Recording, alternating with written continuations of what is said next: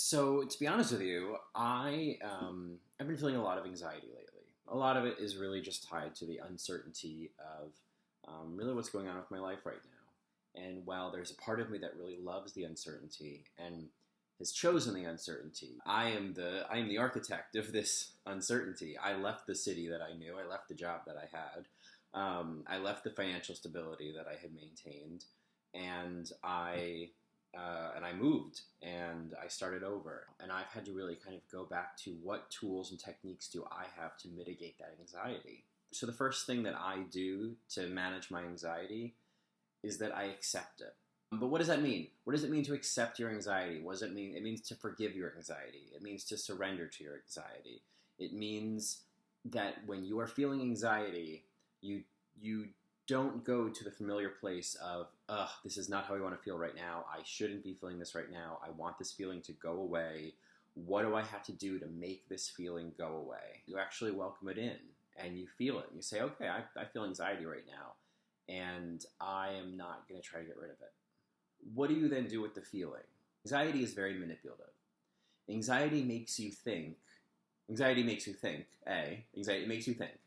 It makes you think of things to worry about, and it makes you think that you have to work through the puzzles of those things you think about to resolve your anxiety. That this feeling will go away once you do enough, mental math and cognitive gymnastics to figure out what sort of problem there is and what the solution is. And it's just this Rubik's cube that you're frantically trying to solve, hoping to just get to that end result of feeling better. So the two things I found to be really effective, two tools that I use right now to mitigate my anxiety are this. One is this mental tool. Essentially, your body doesn't know the difference between fear and excitement. Fear and anxiety being the same thing in this situation. Your body doesn't know the difference. All it is feeling a sensation. It's feeling an energy. But we're the ones who label it. We do. We decide it feels like fear. We decide it feels like fear, and we can decide it feels like something else. What's great about this technique is that instead of trying to get rid of the energy, which I have tried for years, and that doesn't work because energy has to go somewhere, it has to be used, it won't just dissipate. Instead of trying to just kind of make it disappear, it's using that energy in another way.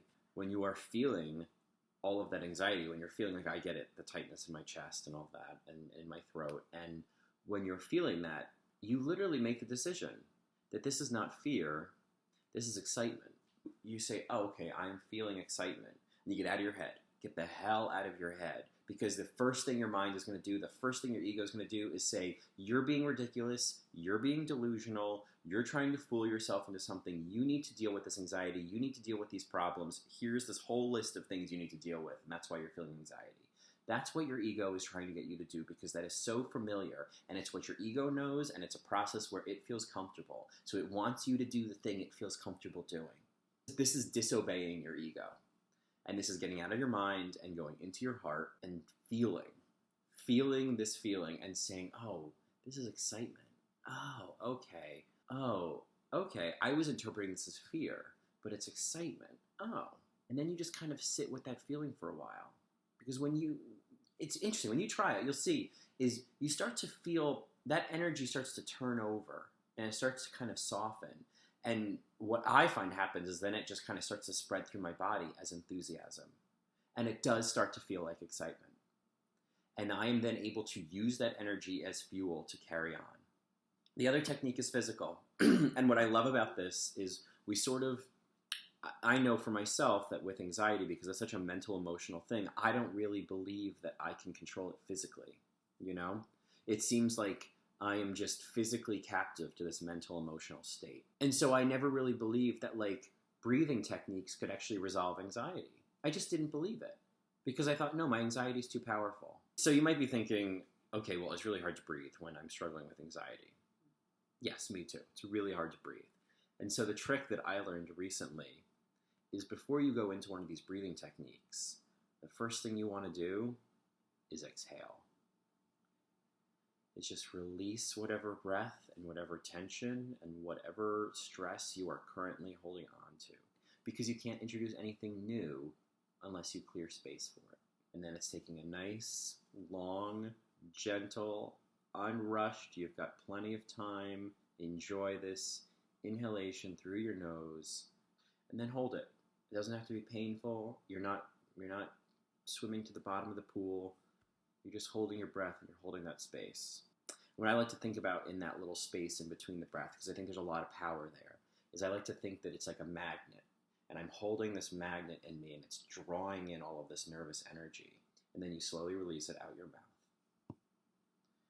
And then just repeat and release. If you want to put a number to it, you could do it 10 times and see how you feel.